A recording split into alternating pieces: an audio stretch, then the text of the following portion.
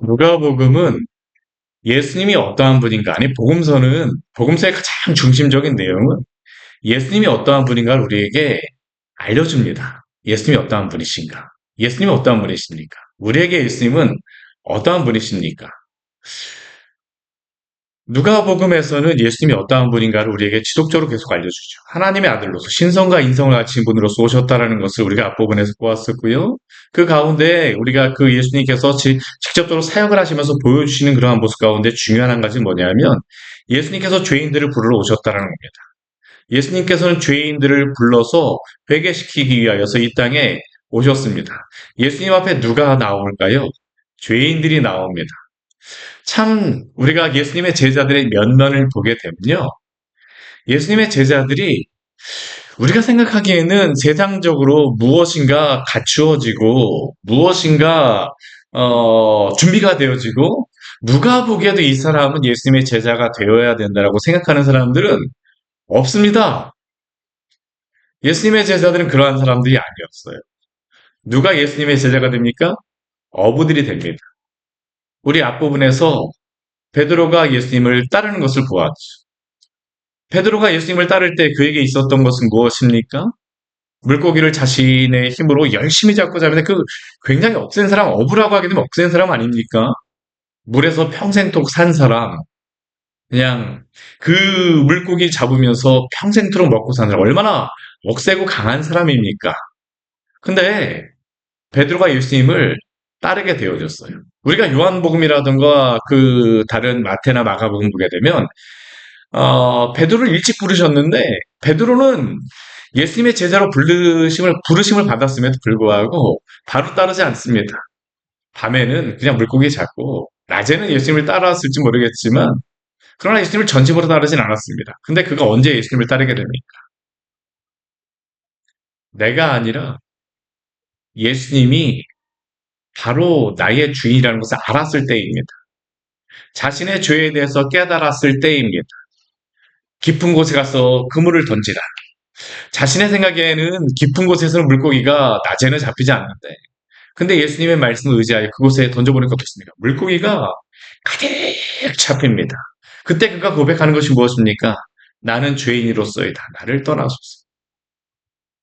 자신이 누구인가를 보았을 때야 베드로는 예수님을 따르게 됩니다. 그런데 세상 사람들이 보기에는 베드로는 그렇게 예수님의 제자로서의 자격이 있는 사람은 아니에요. 근데 예수님의 제자로서 따르는 사람은 누구입니까? 예수님이 부르시는 사람은 누구입니까? 자신의 죄에 대해서 보고 오직 나를 구원하실 수 있는 분은 예수밖에 없다라는 사람들이야말로 예수님의 제자가 될 수 있습니다. 오늘 말씀에서도 또 다른 제자를 한 명 부르십니다. 그 제자가 누구입니까? 세리 레위입니다. 세리 마태. 오늘 그 27절 말씀에 보게 되면 이렇게 말씀하시죠. 그 후에 예수께서 나가사 레위라 하는 세리가 세간에 앉은 것을 보시고 나를 따르라 하시니 그 후에라고 말을 하고 있는데 그 앞에 일어났었던 일은 어떠한 말씀이었습니까? 중풍병자와 나병 환자를 고쳐주셨습니다. 이 사람들은 죄로서 죄인들입니다. 죄로 인하여 그 질병 가운데 있는 사람들이었죠. 근데 그 사람들을 예수님께서 고쳐주셔서 예수님이 그 죄를 치료하시는 분, 연약한 자를 치료하시는 분이라는 것을 보여주시고 나서 그 다음에 예수님께서 레위라는 세리가 있는 곳에 가셨습니다. 마태복음에서 마태로 더 나오죠. 레위. 레위라고 하는 이름을 보아서는 그가 레위 지파의 사람이라는 것을 알 수 있습니다.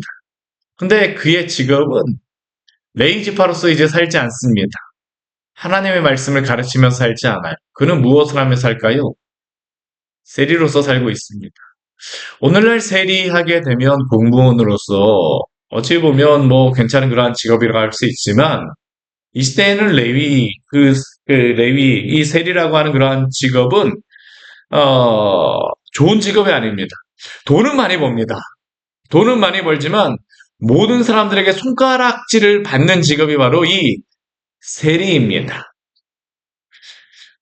우리나라로 친다라고 하면 일제시대 때 뭐 친일을 한 사람이 바로 이 세리 마태입니다. 레위입니다. 왜냐하면 이 세리라고 하는 직업은 나라에서, 로마에서 뭐 월급을 받아서 세금을 걷는 사람이 아니라 세금을 거둘 수 있는 권리를 사서 세금을 걷는 사람입니다.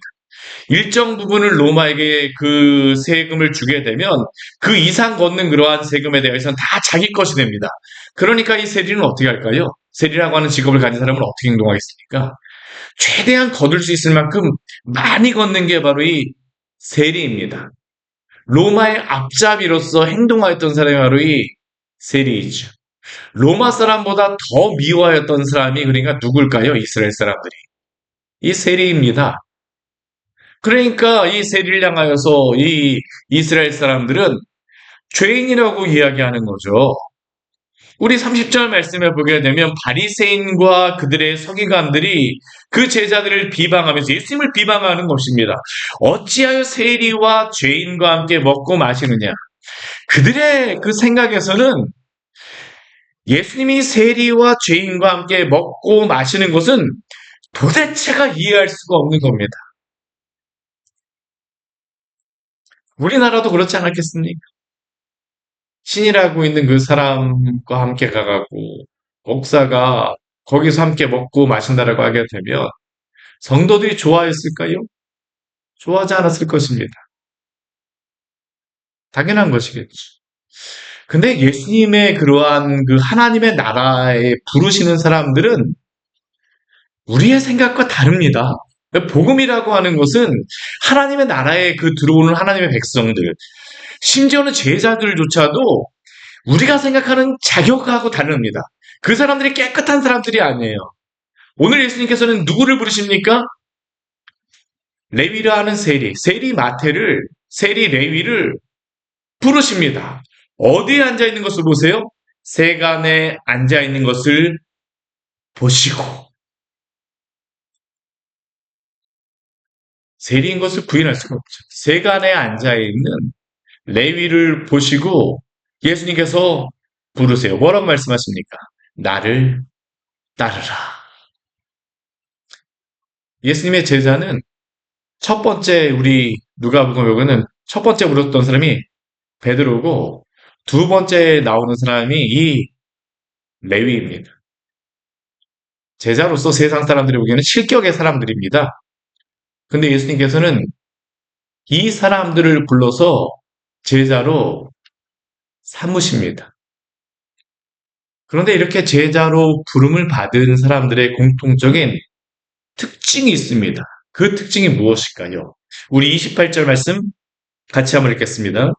그가 모든 것을 버리고 일어나 따르니라. 베드로에게도 일어났던 것이 바로 이것이었었죠.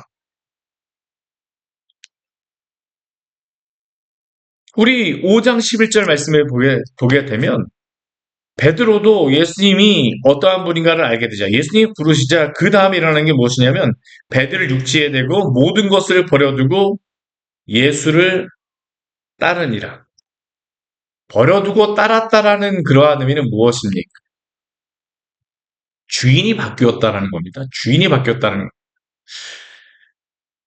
예수님의 참된 제자, 하나님의 참된 백성은 어떠한 특징이 있을까요? 이전의 삶에서 떠나는 겁니다. 이게 단순히 직업에서 떠났다라고 생각하지 않았으면 좋겠습니다. 예수님의 참된 그러한 성도들, 제자들의 특징은 무엇일까요? 회개하는 사람들입니다. 이전의 죄의 모습에서 돌이키는 사람들이죠. 레위는 더 이상 이제 세리로서 살아가지 않습니다. 자신의 그러한 모든 것들을 버리고 떠났습니다. 이 의미는 어떠한 의미입니까? 세리로서 그 세금을 거뒀던 그 권리를 포기했다라는 겁니다. 이제는 오직 누구만 따라갈까요? 예수님만 따라가는 것입니다. 회개라는 것은 무엇입니까? 두 가지를 의미합니다. 죄에서 돌이키는 것이고 두 번째는 무엇이냐면 예수님을 믿는 것입니다. 베드로도 그렇고 레위 마태에게 이 레위 마태에게 일어난 일도 동일합니다. 죄에서 돌이켜서 아무 데나 가지 않습니다. 그들은 어디로 갈까요? 예수님께 나옵니다. 예수님께 나오죠. 이게 바로 제자입니다. 성도가 그렇습니다. 그래서 우리는 회개하였다라는 것을 회심이라고도 이야기합니다. 회심이라고 하는 것은 회개와 함께 믿음을 이야기하는 것이죠. 예수님을 따랐다, 제자가 된다라는 것은 회심을 의미하는 것입니다. 이전의 나의 죄악된 삶에서 돌이켜서 오직 예수님만이 나의 구원이신 것을 믿고 따르는 것. 그리고 예수님께서는 이러한 사람들을 당신의 제자로 사용하십니다. 오늘도 교회가 해야 될 일은 무엇일까요? 믿을 만한 사람들을 전도하는 게 아닙니다. 정말 교회에서 부흥이 일어나려면 어떠한 사람들이 나와야 되냐면 정말 안 믿을 것과 같은 사람들이 믿고 회개하고 믿고 주님께 나와야 됩니다. 우리 광야의 샘 교회 안에서 이러한 부흥이 일어나기를 원합니다. 우리 대한민국 교회 안에서 이러한 부흥이 일어나기를 원합니다. 이게 부흥입니다. 교회는 믿을 만한 사람이 오는 게 아니고요. 믿지 않을 것 같은 사람이 와야 됩니다. 죄인들이 와야 됩니다. 사실 이러한 일들이 있어야 되죠. 때로는 어떻습니까? 왔다가 가는 사람도 있습니다. 예수님의 제자 중에 대표적인 사람이 누구일까요? 가룟 유다입니다. 예수님을 끝까지 따르겠다라고 가룟 유다도 분명히 처음에는 그러겠죠. 그러나 어떻습니까? 예수님 심지어 배반하고 팔아버리잖아요. 그럼에도 불구하고 어떻습니까? 교회는 믿을 만한 사람을 부르는 게 아니라 믿지 않을 것 같은 사람들이 와야 됩니다. 왜요? 그 사람들을 예수님께서 구원하시기 위해서 이 땅에 오셨기 때문입니다. 오늘 말씀을 한번 보십시오. 레위가 예수님을 위하여 자기 집에서 큰 잔치를 베풉니다. 그 잔치에는 누가 왔냐면 세리와 다른 사람들이 많이 앉아 있습니다. 다른 사람들이라고 하는데 이 다른 사람들을 30절 말씀에 보게 되면 바리새인과 서기관들이 우리에게 설명합니다. 그 사람들은 누구입니까? 세리와 죄인들입니다. 비슷한 사람들이죠. 근데 이 바리새인과 서기관들은 이들을 향하여서 어떻게 합니까? 너희들은 오지 마입니다. 이게 기독교와 종교 간의 기독교인과 참된 교회와 거짓 교회 안의 차이도 바로 이것이죠. 세리와 죄인들은 못 들어오게 막는 것, 그거는 참된 교회일 수가 없습니다. 주님은 그렇게 사역을 하지 않으셨어요. 오늘 말씀 보십시오. 세리와 죄인과 함께 먹고 마시네. 이것은 바리새인들과 서기관들의 생각이죠. 비방합니다. 근데 예수님께서는 무엇을 하고 말씀하십니까? 건강한 자에게는 의사가 쓸데없고 병든 자에게 자라야 쓸데있나니. 누가 예수님께 올까요? 누가 의사에게 갑니까? 건강한 자는 의사에게 가지 않습니다. 내가 아팠어도 그 다음날 괜찮아지게 되면 병원에 가지 않습니다. 근데 언제 우리가 병원에 갑니까? 정말로 아플 때입니다. 제가 지금도 병원에 가는 게 기억났던 사건이 한 가지가 뭐냐면 초등학교 때 이가 썩었는데 너무 아픈 거예요. 근데 치과 가기는 너무 무서워요. 그래갖고 참고 하다가 결국에는 저희 부모님한테 말씀드리고 치과를 갔습니다. 치과가 되게 뻐근하니까 얼마나 개운하고 편하던지, 예, 아프니까 가게 되더라고요. 누가 예수님께 올까요? 죄인들이 오게 됩니다. 근데 죄인이라고 해서 아무나 오는 게 아닙니다. 누가 오게 됩니까? 자신이 죄인이라고 자각한 사람들이지. 그것을 예수님께서 무엇이라고 말씀하십니까? 우리 32절 말씀, 우리 같이 한번 읽어보겠습니다. 내가 의인을 부르러 온 것이 아니요 죄인을 불러 회개시키러 왔노라. 왜 예수님께서 이 땅에 오셨습니까? 의인이라고 생각하는 사람들을 부르기 위해서 오시지 않으셨습니다. 교회가 참 오늘 이 시대에 복음을 전하기가 어려워요. 왜 그럴까요? 오늘날 이 시대 사람들은 복음이 필요하다고 생각하지 않기 때문입니다. 나는 복음이 필요하지 않다고 생각합니다. 무엇이 필요하다고 생각합니까? 돈이 필요하고, 명성이 필요하고, 무엇이 필요하고, 무엇이. 근데 그것은 내가 열심히 하면 된다라고 생각을 합니다. 그리고 그것들이 충분히 얻었다라고 하는 생각하는 사람들도 예수님을 믿지 않습니다. 근데 누가 올까요? 죄인들이 오게 됩니다. 우리 그 세례 요한이 그 예수님의 길을 준비한다고 했을 때 두 가지의 모습을 보여줍니다. 그게 뭐냐면 골짜기, 높은 산입니다. 골짜기라고 하는 사람들은 어떠한 사람들의 특징일까요? 죄인이라고 생각하는 사람들입니다. 죄인이라고 연약한 사람들입니다. 이 사람들, 연약한 사람들, 연약해서 도대체가 살 수 없습니다. 세상적인 방법은 할 수 없어요. 오직 예수님만이 나의 이 연약함을 도우실 수 있습니다라고 하는 사람들이 예수님께 옵니다. 또 누가 올까요? 나의 그 교만한 죄를 보는 사람들, 내가 너무나도 죄인이라고 보는 사람들이 예수님께 나옵니다. 그리고 실제로 예수님께서는 이 사람들을 불러 회개시키기 위해서 이 땅에 오셨음을 믿으시기를 바랍니다. 우리가 왜 우리 주님께 왔습니까? 사실은 우리가 이러한 자라는 것을 알게 되었기 때문이죠. 오늘도 그렇습니다. 이러한 갈급함과 주님을 향한 부르짖음이 우리 안에 있기를 원합니다. 오늘도 주님께서 은혜를 주시는 사람들은 내가 연약하고 나의 그러한 죄에 대해서 보는 사람이죠. 근데 예수님께서도 죄인을 불러 회개시키기 위해서 이 땅에 오셨습니다. 그런데 이 바리새인과 서기관들, 이 시대의 그러한 종교인들이죠. 근데 이들은 어떠한 특징이 있을까요? 예수님이 필요 없는 사람들입니다. 자신들은 의인이라고 생각하기 때문이죠.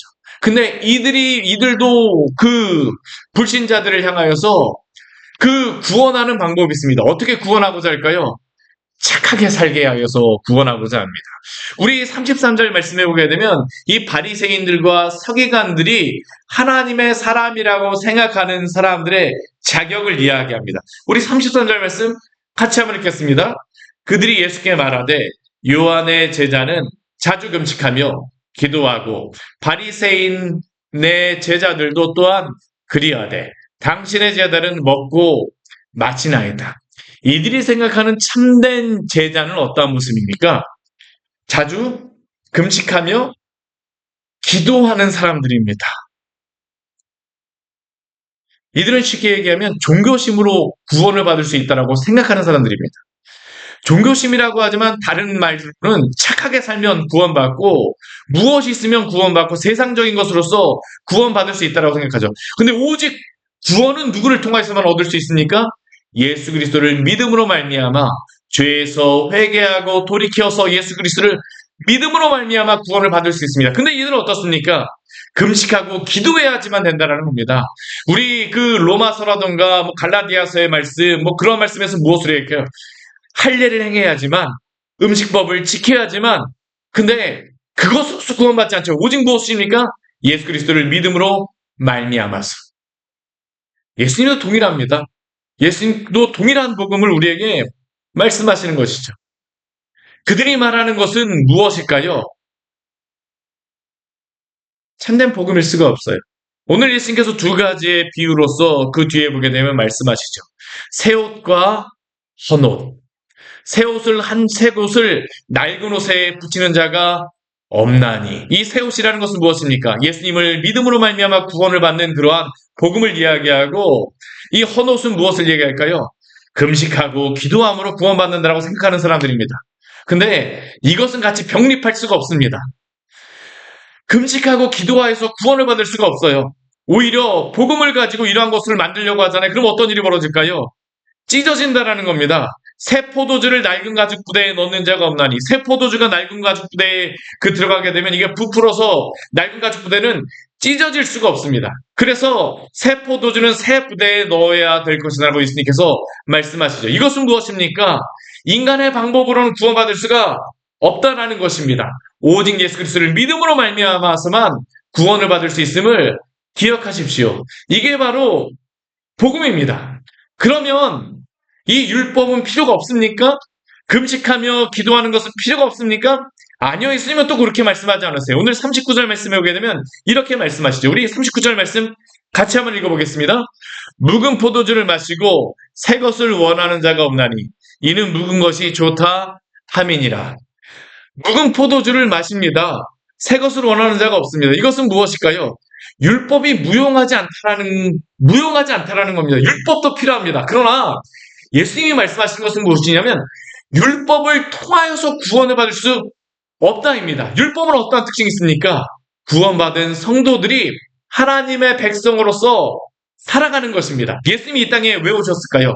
율법을 완성하기 위해서 오셨습니다. 예수님은 결코 율법의 1.1획도 하나도 폐하시지 않으셨어요. 예수님께서 어떻게 하십니까? 구원받은 사람들에게 이 율법의 그러한 의미에 대해서 말씀하시는 것이죠.